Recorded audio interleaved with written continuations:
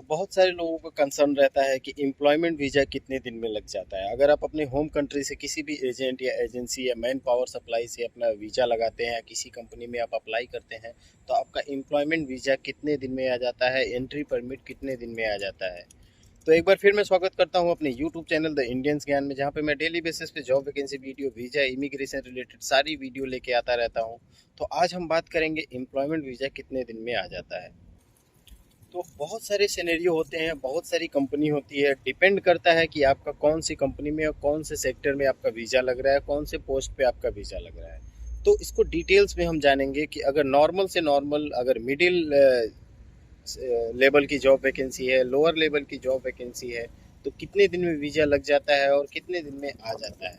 तो इसको डीपली अगर समझना चाहें हम लोग, तो पिछले 3 साल जब से कोविड शुरू हुआ तब से लेके अभी पिछले 2 महीने तक यूएई का, खासकर दुबई में क्या सिचुएशन चल रहा था। ऑल ओवर यूएई में, Dubai, Sharjah, Abu Dhabi, Ajman, out of service सारा लेके अगर देखा जाए ऑल ओवर यूएई में, तो वीज़ा प्रोसेसिंग बहुत ज़्यादा से ज़्यादा 45 दिन लगता था।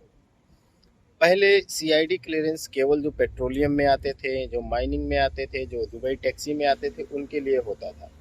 लेकिन अभी भी यूएई ने ऑफिशियल अनाउंसमेंट नहीं किया कि सीआईडी क्लियरेंस किस किस सेक्टर का होता है। और बात करें कि पहले विजिट वीज़ा पे आप एम्प्लॉयमेंट में कन्वर्ट कर सकते लेते थे। विजिट वीज़ा आपको 3 महीने 90 दिन का मिलता था, 1 महीने का 90 दिन का मिलता था। उसको यूएई गवर्नमेंट ने चेंज किया, पहले उसको 1 महीने और 60 दिन पे लाई। फिर यूएई गवर्नमेंट ने कहा कि आप अपने विजिट वीज़ा को एक्सटेंड नहीं कर सकते हैं, एक्सटेंड नहीं कर सकते हैं, उसको एम्प्लॉयमेंट में कन्वर्ट नहीं कर सकते हैं। ये क्लियर हो गया। फिर यूएई गवर्नमेंट ने रूल निकाले कि अब आपको जो 10 दिन का ग्रेस पीरियड मिलता है विजिट वीज़ा पे, उसको भी ख़त्म कर दिया। अब आपको ग्रेस पीरियड नहीं मिलेगा कंट्री एग्जिट करने के लिए। अगर आप 5 दिन भी ओवर स्टे हो जाते हो, तो आपको ब्लैक लिस्ट कर दिया जाएगा ओवरऑल गल्फ रीजन में। जितनी भी जीसीसी कंट्रियां हैं, चाहे वो ओमान हो, सऊदी अरब हो, कतर हो, दुबई हो, ऐसे जितनी भी कंट्रियां हैं सारे जगह पे ब्लैक लिस्ट कर दिया जाएगा। क्यों? क्योंकि आप 5 दिन दुबई में ओवर स्टे हो गए अपने विजिट वीजा पे। उसके बाद यूएई ने इम्प्लीमेंट किया कि उन लोगों का क्या होगा जो जिनका वीज़ा एक कंपनी में ख़त्म होता है और वो अपना वीज़ा रिन्यूअल नहीं कराते हैं सेम कंपनी में, वो दूसरी कंपनी में जॉब सर्च करना चाहते हैं, या एक कंपनी में वो 1 साल या 6 महीने वर्क कर लिए होते हैं और कंपनी किसी कारणवश बंद हो जाती है या उनका जॉब छूट जाता है। तो उनके लिए दुबई गवर्नमेंट ने, यूएई गवर्नमेंट ने स्कीम निकाला, अनएम्प्लॉयमेंट इंश्योरेंस स्कीम, ताकि उनको जॉब सर्च करने के लिए कुछ पैसे की हेल्प की जाए और उनको टाइम दिया जाए यहाँ पे जॉब सर्च करने के लिए। ये सारी चीज़ें क्लियर हो गई, फिल्टर हो गई।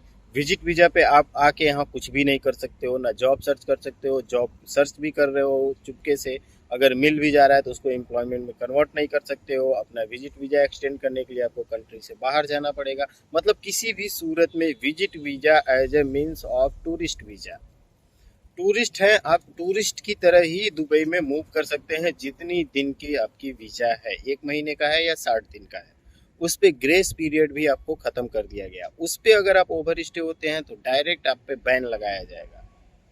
ये हो गया। अब आते हैं अपने मेन मुद्दे पे कि करंट सिनेरियो में आपका एम्प्लॉयमेंट वीज़ा अगर आप अपने होम कंट्री से अप्लाई करते हैं तो कितने दिन में आ जाएगा। देखिए, पहले क्या होता था, मैक्सिमम टाइम होता था 45 दिन। लेकिन अभी के सिनेरियो में जो देखा जा रहा है कि 3-3 4-4 महीने लग जा रहे हैं एम्प्लॉयमेंट वीज़ा आने में। क्यों ऐसा हो रहा है? क्योंकि पहले क्या होता था, जो ऑयल सेक्टर में लोग थे और जो टनल के काम में आते थे, जो टैक्सी में आते थे, उनका सीआईडी क्लियरेंस होता था। अब ये सीआईडी क्लियरेंस कैसे होता है? देखिए, जब कोई भी कंपनी या आप सेल्फ या कहीं से भी आप अपने एम्प्लॉयमेंट वीज़ा के लिए अप्लाई करते हैं, तो वो जाता है इमिग्रेशन में। आपकी कंपनी भेजती है यूएई इमिग्रेशन में। इमिग्रेशन आपकी फ़ाइल ओपन किए बिना ही, मतलब फ़ाइल आपका देख के ऑनलाइन प्रोसेस किए बिना ही आपके एम्बेसी को भेज देती है।